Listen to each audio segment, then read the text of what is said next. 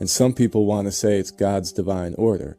That's the same as finding shapes in the stars and saying that someone put those stars in their place to design those shapes. Meaning feels safer than randomness. And even in randomness, you will inevitably find order over time. I know it sounds like a contradiction, but it's true. Think about it. If something is repeatedly random, then by definition, it will have to make order some of the time. True randomness will have pockets of order within it.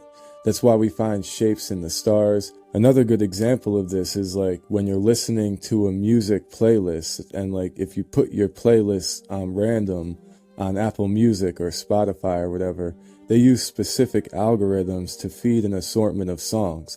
And the algorithm is designed to make them feel random, but they're not.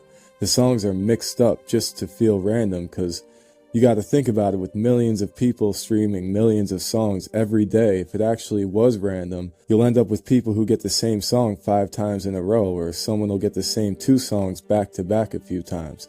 Because randomness at scale will have order in places.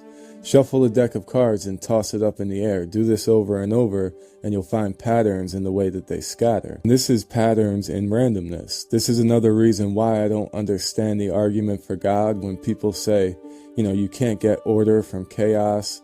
Or they'll say like the chances of our existence are equivalent to a tornado going through the forest and building a perfect log cabin. I've heard a bunch of different iterations of it. Some of them refer to the fine-tuning of the universe or the earth or the assembly of non-living things into living things. But for all of that, we have a massive, potentially infinite universe. So over billions and billions of years, there's bound to be some order throughout this chaos. And it definitely doesn't take divine intervention.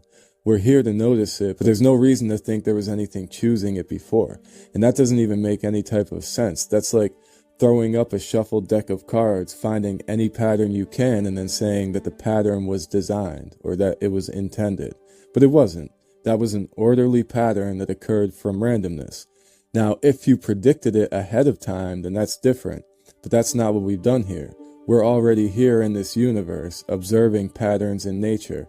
It's the same as throwing a deck of cards up, then when you see all the 5s in a row on the floor, you say, my imaginary friend laid those out like that, or my dead ancestor put those in that order as a message to me, whatever.